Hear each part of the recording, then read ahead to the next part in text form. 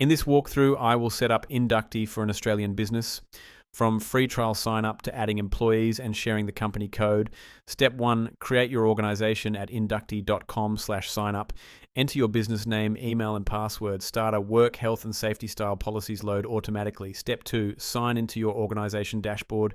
Here you will see your company code. Workers need this to log in, plus trial status and subscription options. Step 3, review your policy library. Templates cover common induction themes. Edit wording with your own advice before rolling out to staff. Step 4, browse the template library to add more policies when you need them. Manual handling, working at height, fatigue, and more. Step 5, add employees with a code, name, and mobile number. The mobile number powers SMS sign-in on the floor. Your team is ready.